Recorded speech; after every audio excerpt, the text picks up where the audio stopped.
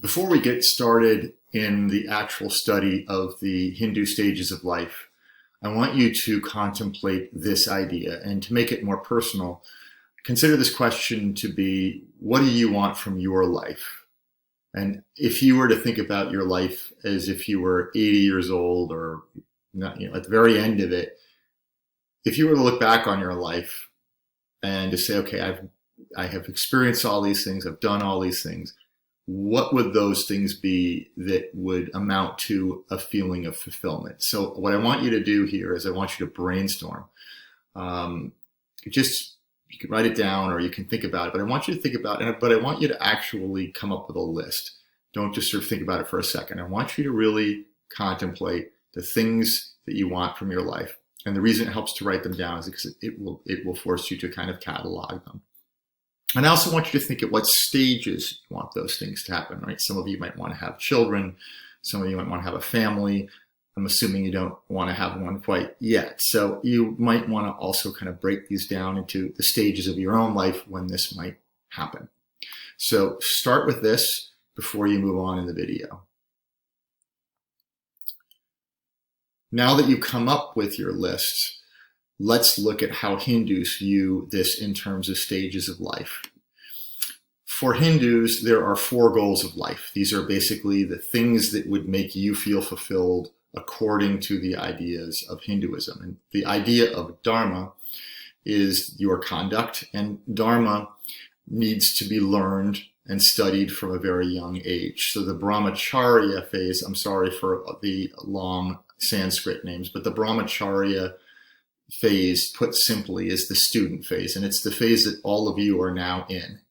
So if you think about what this is emphasizing, it's emphasizing habits, character, and awareness. There's no real point to learning a lot of information if you don't have those basic habits of mind. So Dharma is really about training yourself to be disciplined. This includes things like self-control. You need to learn how to eat simply, to be celibate, or at least sexually restrained, to exercise regularly, and to be humble and obedient. Now that's easier said than done, but this is the idea that those are the qualities that a student should develop, starting at about age 8 all the way up into his or her early 20s. Now, when you get to be about 20, 25 years old, once you've finished your education, and by the way, the educational process involves leaving your home. This is particularly true for boys. Again, a lot of this is male dominated. The goals of life do correspond more to men than to women, for the most part. But I think if you want to look at modernize it, you can think about it from a female perspective too. It's the same thing. You're still developing your conduct as a student. And then when you get to your 20s, you begin to think about different things. You begin to think about making money. So artha is material gain, and that is exactly what it sounds like. Artha is making money. It's getting out there, earning, both so you can support yourself and you can enjoy yourself. So this idea of material gain is connected to pleasure, material pleasure, eating well, living in a nice house, having the things that would make you happy. So all those material things are kind of wrapped up in this idea of artha. The third one is really interesting because in the West, we usually think about relationships to other people in terms of romance, in terms of connection, finding your life partner, finding somebody who will complete you in some way. And for Hindus, it's really explicitly about sexual gratification. You should have, in the middle part of your life, an active and happy sex life. And so for Hindus, sexuality, not only for the purpose of creation, which obviously is its main purpose, but also for the purpose of just simply enjoying your body and how it feels with other bodies, is part of the Hindu Dharma. You are supposed to have that experience. And why are you supposed to have those experiences of material gain and sexual love? Well, the idea here is it isn't until later in your life when it's time to start renouncing and leaving those things behind. You really can't renounce something you haven't experienced. You really have to have fully gone into it, felt it, seeing if it really is going to be fully gratifying, and perhaps realizing that it's not. And that's where the final stage of moksha, as we know, moksha means moving towards enlightenment, the sannyasin phase, that last phase of life from your 50s to whenever it is that you die, is really more about a spiritual self-reflection. And so you can see the four goals of life are in some ways defining what it means, how your religious life changes at each stage. And I think it's really interesting because Hinduism was really the only religion that focuses on different forms of religiously determined conduct at different stages of life. So, to look at this in a little bit more detail, the brahmacharya, you can see him in the upper right in his white robes, this is where the student stage begins. And the student stage begins in Hinduism with something called the twice-born ceremony. You're born into your caste. You have an initiation into the Vedas, and you can see the string around the shoulder is a symbol of that initiation into the student phase. Or sometimes it can be at the end of the student phase. But the important thing is, and this is interesting because we don't really in the West have initiations into learning much. I mean, you might have the first day of kindergarten, or you might have the first day of high school. But this idea of tying yourself into a tradition is important. We've already talked about the qualities that are emphasized, the idea of devotion, the idea of submitting yourself to someone else. And it's important that when you go and study, you're leaving your family. You're usually going with a guru as a teacher, usually determined by your parents, who's going to lead you in the direction of a kind of a moral teaching, and will guide you in the knowledge of the Vedas and the knowledge of the philosophy of the religion. Once you get to the householder phase, so going back to here, the brahmacharya stage, it says to about 30, it's 20 to 30 years old. And the householder stage, or the grihastha stage, this is about family. It is also about sexual love, but it's about raising children. And it's, again, there's a heteronormative element to this. Obviously, men and women are considered to be the basis of the family in Hinduism, as is true with many traditional religions. This has been challenged as the gay rights movement in India has taken hold. So householder phase in the modern era can be much more broadly defined. But the point of this is that this is in your sort of the middle of your life, in the wheelhouse of your life. So you make your money, you have your relationship, you have your children. And then at a certain point, you begin to move on. And if you look at the forest dweller phase, that phase begins as you begin to lose your hair, as your children move away, as you take time off from school and you go to places like South America, or you go into the mountains of Vermont. So if you want to think about it for a second, I'm actually at the forest dweller phase.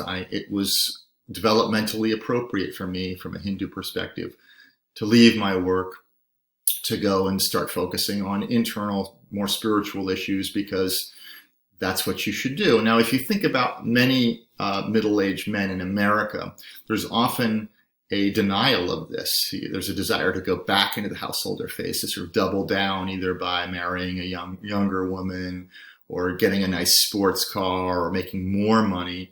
And for Hindus, this is just simply getting trapped in the path of desire. So there are two paths here. There's a path of renunciation, which begins in your 50s, or when your children move out of the house. And there's a path of desire. And if you get stuck in the path of desire can be dangerous, because you can get trapped in it. And when you get trapped in it, it's hard to get out of it. And you can see many examples of that in our culture. So the forest dweller is the third phase. Now, the last phase is even more extreme, and this is only a phase that some Hindus get involved with. This is called the sannyasa, or complete renunciation phase. So these men are in their 70s or 80s, and as you can see, not only do they leave their families, they basically renounce everything, including their clothes.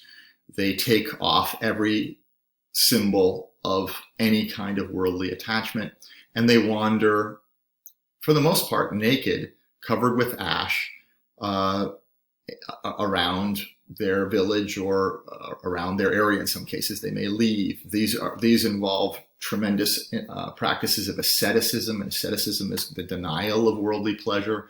So you might see these men meditating for long periods of time.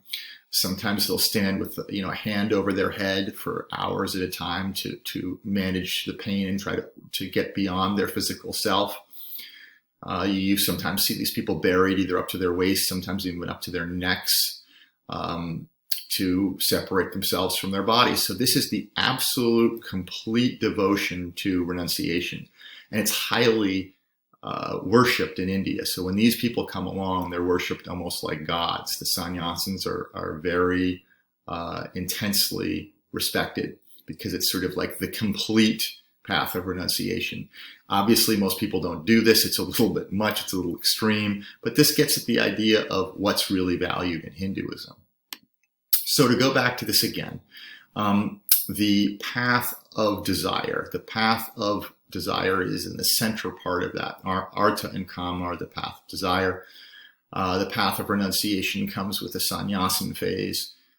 In some ways, the brahmacharya or student phase, also there's some renunciation there. So if you think about it, there's renunciation at the beginning, and you guys can think about it this way for yourselves, right? It's actually developmentally appropriate for you to renounce some pleasure now so you can have the pleasure later. It'll still be there, say the Hindus. You're going to have it eventually, so hold on. You're going to get to it eventually. It'll be even better if you wait, and that's the idea. So to summarize, there are a lot of questions that this raises. First of all, are religious inclinations and practices a function of age?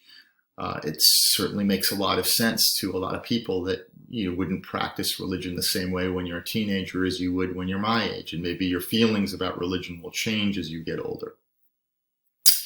The most important piece, obviously, with religious education is if you want to raise a religious person, you need to give them some religion when they're young.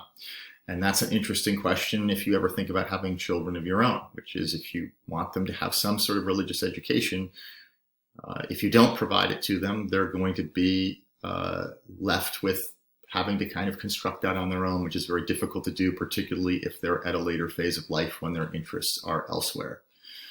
So there are other issues here that you can think about and respond to, but if you're going to finish this up, I would want you to take one of these questions and write a paragraph and reflect on how stages of life in some ways epitomize what Hinduism is a religion, or perhaps how these things can be broken out a little bit more specifically in one of these questions. So have a good time with that, work on it, and please submit it to me either in Classroom or you can do it in journal form if you want.